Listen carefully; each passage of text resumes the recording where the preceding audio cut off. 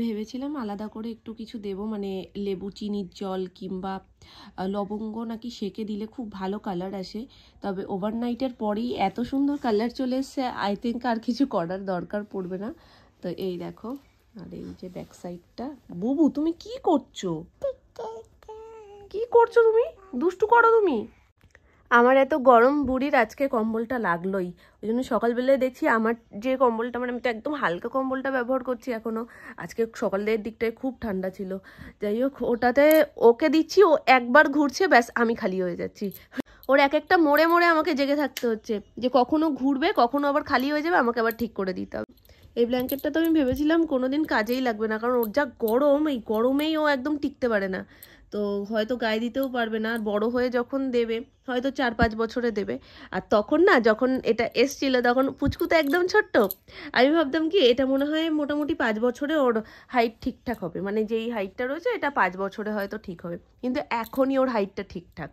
এরপরে 5 বছরে তখন ওর পা বেরিয়ে যাবে, এখন চুটিয়ে ইউজ করে নিই। তবে সব কিছুই ভালো, যেটা ভালো লাগছে না সেটা হলো, হ্যাঁ মাম্মি। ওরে বাবারে, তুমি মাম্মি ডাকতে কবে থেকে শিখলে? ও সবই ভালো, সবই ঠিক আছে, কিন্তু আমার হাতে মেহেন্দিটা যেই দেখছে ও আর আমার কাছে আসতে চাইছে না, কেমন একটা মানে হাতে খড়খড় খড়খড় করছে। তো গুড মর্নিং, গুড মর্নিং, সুপ্রভাত সবাইকে। ওরে বাবারে, কি হয়েছে বাবা? দুটো হেডফোনই তো মনে হয় দুদিকে ছুঁড়ে মেরে দিয়েছে, ওই একটা দেখতে পাচ্ছি আর একটা দেখতেই পাচ্ছি না। তুমি তো দুষ্টু হয়ে গেছো কেন মাম্মা? আমি ভেবেছিলাম তুমি আমার শান্ত বাচ্চা হবে, কিন্তু তুমি দুষ্টু করতে গেছো, দুষ্টু বাচ্চা। আচ্ছা একবার বলে দাও সকাল সকাল আই লাভ ইউ, বলো না।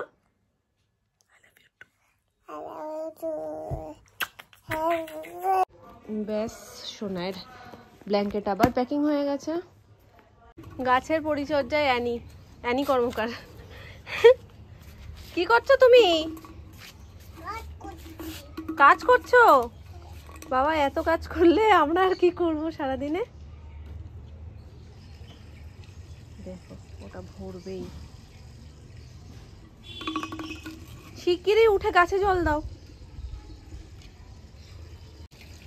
ঠিক বুদ্ধি করে ভরে নিয়েছে, ও গাছে জল দিচ্ছ, দাদু ভাইকে দেখা দেখি। ভালো করে জল দাও, ভালো করে জল দাও। বসে বসে কি গাছে জল দেওয়া যায়? কি সুন্দর দাঁড়িয়ে দাঁড়িয়ে দিচ্ছিলে না, ওইভাবে দাও মামা। একেবারে অ্যানির গাছের পরিচর্যাও হচ্ছে আর আমার চুল শোকানোটাও হচ্ছে, মানে ঠান্ডায় না কান ঠান পুরো আটকে ধরেছে, মনে হচ্ছে কানটাও টিপ টিপ করে ব্যথা করছে। যাই হোক, চলো তোমাদেরকে মেহেন্দিটা একটু ভালো করে দেখিয়ে দিই, কালার তো খুব সুন্দর এসছে। আর আমার এক হাতে দুটো শাখা তোমরা দেখছো, এই হাতেরটা এই হাতে রেখেছি, কারণ আজকে আবার বা হাতটাতে পরবো, ডান হাতটাতে তো মাম্পু পরিয়ে দিয়ে গেছে। তো এইরকম হয়েছে কিছুটা লুকটা। অর্গানিক মেহেন্দির কালারটাই একদম আলাদা রকম, আর গন্ধটা এত সুন্দর, মানে এই লেভেল থেকে, মানে এই দূরত্ব থেকেও আমি গন্ধ পাচ্ছি, আর হাত তো সামনে এলে দারুণ লাগছে গন্ধটা। এমনি আমি মেহেন্দি পরতে এবং মেহেন্দির গন্ধটা ভীষণ ভালোবাসি। কোথায় যাবে? কোথায় যাচ্ছ? তুমি বসে বসে কি জল দিচ্ছ আমি বুঝতে পারছি না, দাদু ভাই তো দাঁড়িয়ে দাঁড়িয়ে দিচ্ছে মামা।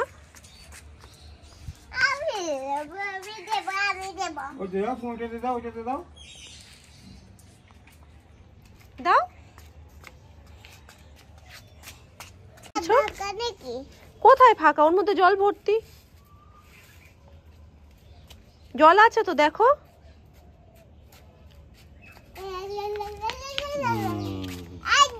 ঠিক আছে।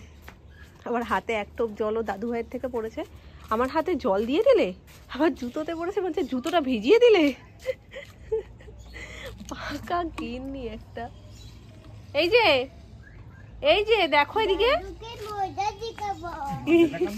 দাদুকে মজা দেখাবে, মানে গায়ে জল দিয়ে দেবে। কোথা দিয়ে পাও তুমি এই কথাগুলো? তোমার জুতো জোড়া দেখো কোথায় শোকাচ্ছে। হ্যাঁ কাকু, ভালো আছি, তোমরা ভালো আছো তো? আবার বিয়ে লেগে গেল বলো?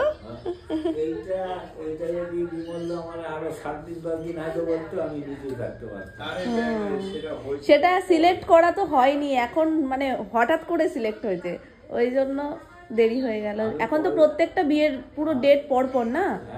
আমার সব কল আছে, সমস্যাই মিটে গেল। সকাল দিকে করে দাও, সকাল দিকে ঠিক আছে, একদম সকাল সকাল চলে আসবে। ডাকি টাকা আমি তখন নেবো, কালকে আমি দেখে নিয়ে আসবো, হ্যাঁ, বুঝলেন? আমার ফোন ঠিক করে তো?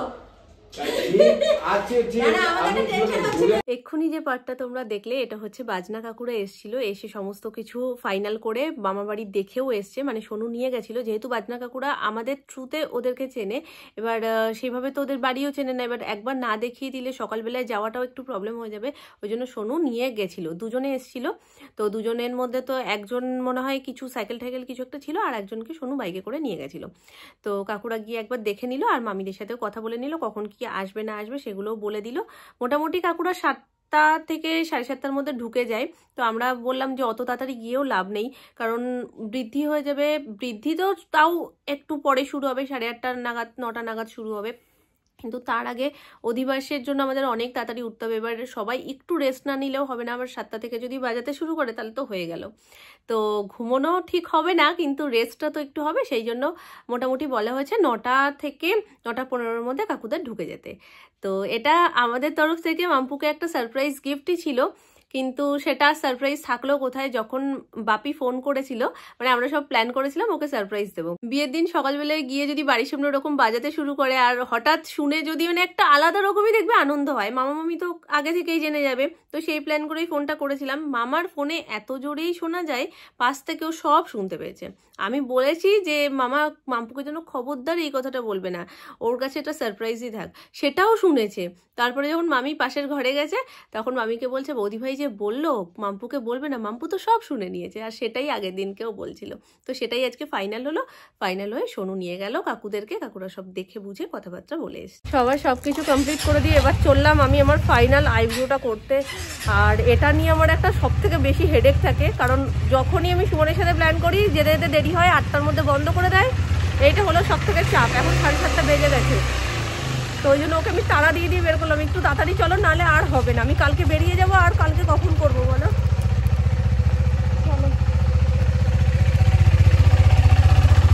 সো ফাইনালি মামপুর যে গিফটটা আমাদের বাড়ির তরফ থেকে, সেটা তোমাদের সাথে শেয়ার করতে চলেছি। আর ওপরে বক্সের ওপরে তো দেখাতে পারছি না, কারণ ফোন নাম্বারটা শো হয়ে যাবে, যেহেতু আমাদের দোকানের বক্স, তো সেই জন্যই। 1 2 3, তো এই হচ্ছে গিয়ে নেকলেস, সেটা আমাদের বাড়ির তরফ থেকে মাম্পুকে গিফট দেওয়া হবে। তো বেশ অনেকগুলো ডিজাইনের মধ্যে এটাই আমাদের সবার চোখে লেগেছে, তো সেই জন্য আমরা এটাকেই সিলেক্ট করি।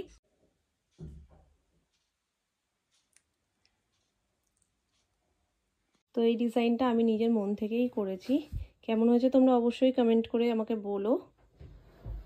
বলেছিলাম বাহারটায় আমি নিজে পরবো, তো সেই জন্যই আজকে আমি সময়ই পাচ্ছিলাম না পরার, কিভাবে যে পড়েছি সেটা শুধুমাত্র আমি জানি, মানে আমি ভাবছিলাম লাস্ট মোমেন্টে মনে হয় আমার পড়াই হবে না, তো তারপরে অগত্যা আমি পড়েছি। যদিও এখন বাজছে প্রায় 1:45-র কাছাকাছি, 1:45 না সরি 1:30-র কাছাকাছি, আমি কি বলছি 1:45 বাজে, 1:30 বেজে গেছে।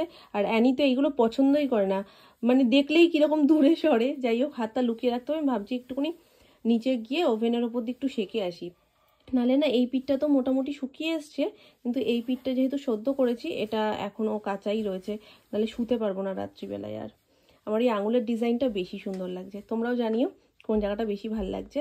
আর আজকের এই বাহাতের মেহেন্দিটা তোমাদের কেমন লাগলো। এই হচ্ছে ফুল লুক।